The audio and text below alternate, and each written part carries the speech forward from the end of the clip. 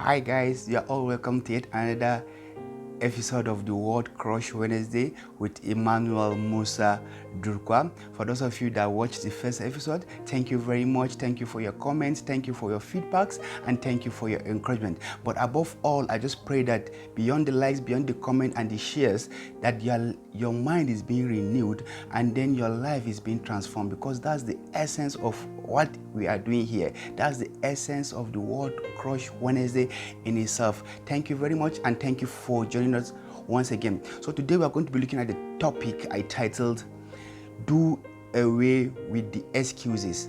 Do away with the excuses. And for those of you that followed on Facebook, on Instagram, when I shared the flyer for this week, I wrote something, a caption that says, excuses and exploits don't go together.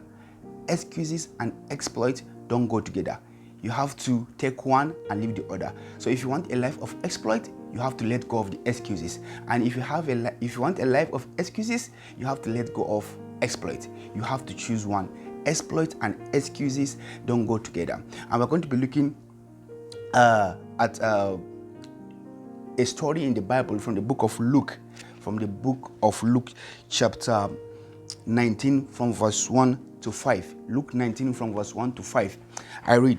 It says, "And Jesus entered and passed through Jericho. And behold, there was a man named Zacchaeus, which was the chief among the publicans, and he was rich. And he sought to see Jesus, who he was, and could not for the press, because he was little of stature. And he ran before and climbed up into a sycamore tree to see him, for he was to pass that way. And when Jesus came to the place, he looked up and saw him, and said unto him, Zacchaeus, make haste and come down, for today I must abide at their house. For today I must abide at their house." This is a story of a man called Zacchaeus. The Bible said he was small in stature. Zacchaeus didn't create himself, so he didn't make himself small in stature.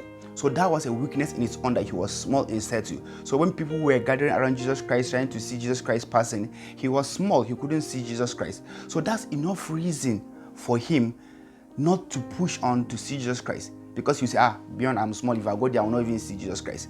But he let go of the excuse that he is small in stature and went ahead to look for a sycamore tree. The thing is that if you are looking for a reason not to do something, you will see 1001 reasons not to do that thing. But in every situation, there is always a sycamore tree you can climb to see Jesus. That's what Zacchaeus did. He looked for a sycamore tree that he can climb. He came up with a strategy that will override the excuses he would have had in the beginning by the virtue of his status. He went and looked for a sycamore tree and climbed the tree. And then Jesus Christ saw Zacchaeus and he said, Zacchaeus, come down. Today I will dine in your house. I feel it's something about God and Jesus Christ, that they always look out for people that have taken a step of faith out of their excuses. If you look at the Bible, in the book of Moses, when God called Moses, the Bible says Moses was a stammerer, but yet God called him.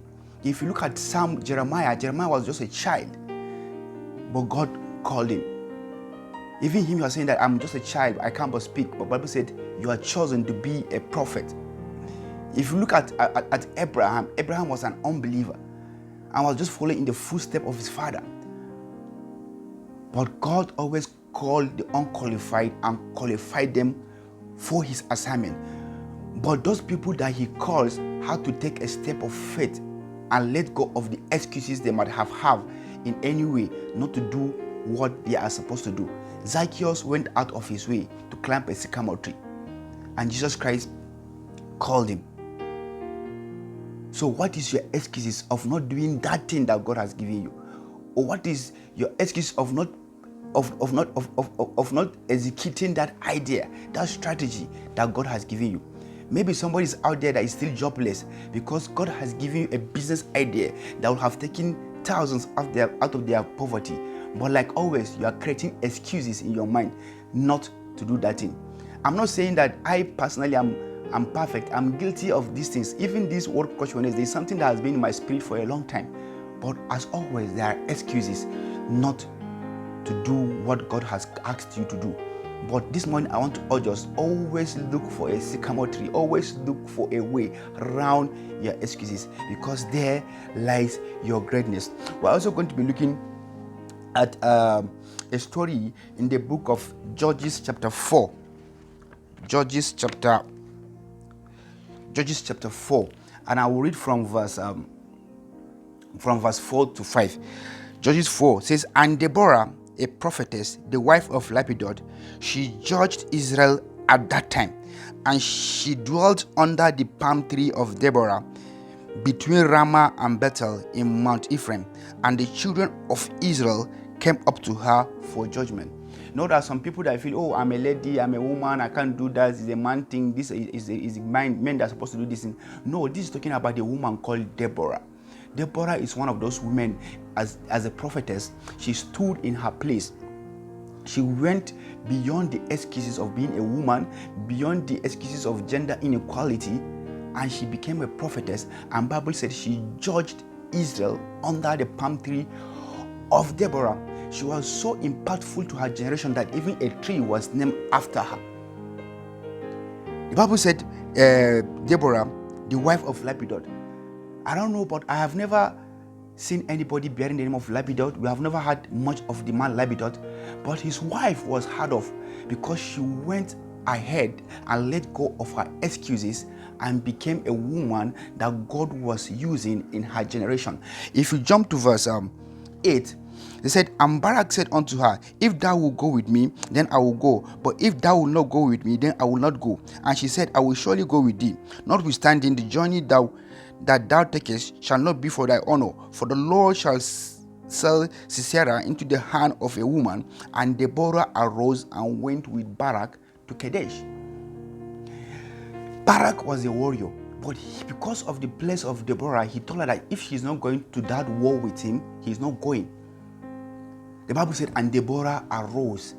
And eventually, if you continue reading the story in that chapter, the battle was won through a woman, because a woman stood in her place. Deborah stood in her place, which paved way for Jael to now kill Sisera.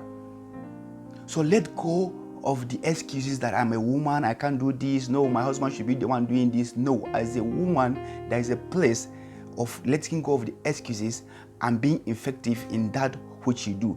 Let go of the excuses of being okay. So how then do you let go of your excuses? Because whether you like it or not, I know there are always excuses not to do anything you want to do. So how then can you let go of those excuses and walk around them for the exploit that you desire? So we're going to be looking at the scripture, the book of 1 Samuel 14 and verse 6. 1 Samuel 14 and verse 6. I will read from verse 6 to 7, and then I will jump to 14 and 15. 1 Samuel 14 verse 6 says, "And Jonathan said to the young man that bare his armor, Come, and let us go unto the garrison of this uncircumcised. It may be that the Lord will work for us, for there is no restraint to the Lord to save by many or by few. And his armor bearer said unto him, Do all that is in thy heart. Turn thee, behold, I am with thee according to their heart." This is when the children of Israel were going to fight a war, and the Bible said they stayed for months waiting in fear, waiting for the right time to go into the battle. But Jonathan got fed up of what they were doing, said they cannot wait forever to fight this war.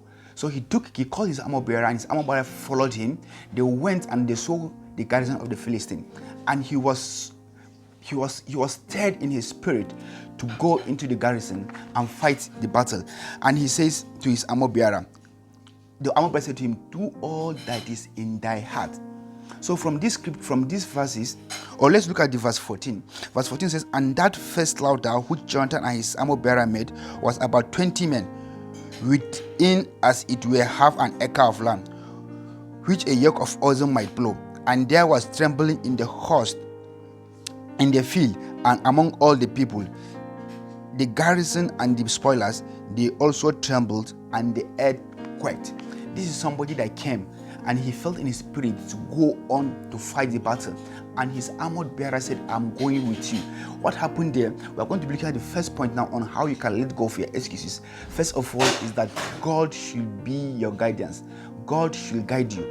Let it be that it's God that is leading you. Because this one about, he said, for God is able to deliver by few or by many. That means it was spread in his spirit that yes, actually God is with him and God can go with him. That's the first way on how you can let go of your excuses. Let God guide you. The second point is step out in faith. Step out in faith. When Jonathan stepped out in faith, his armored bearer followed him, and the Bible said within a small acre of land, the men they were able to slay were about 20 men. One man. Don't forget that his armored bearer was not a warrior. He was not a fighter. So one man was able to slay 20 men within a small space of land. And then there was trembling in the land of the uncircumcised because of a man that let go of the excuses and stepped out in faith. The third point is that you must have people around you that will encourage you. Have people around you that will encourage you. His armor bearer was his source of encouragement. Just imagine the armor bearer say, guy, don't go, you are alone, you can't fight these people. But because his armor bearer encouraged him, he was able to step out in faith, and then the battle was won because of that singular act of stepping out in faith, that singular act of letting go of the excuses. So I just want to encourage somebody this morning. What is your excuse? There's always a way around the excuses you have.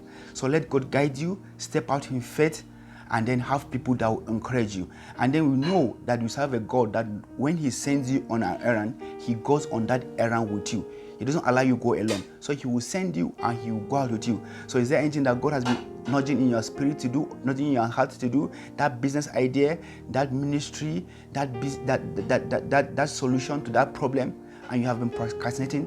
Let go of the excuses and step out in faith. And I'm sure God will give you the victory. And at the end of the day, the exploit you are praying for will be made evident in your life. Thank you very much for joining us. It's my prayer that this will bless somebody, and we look forward to seeing you next week, Wednesday. Remain blessed and have a wonderful week. Thank you very much.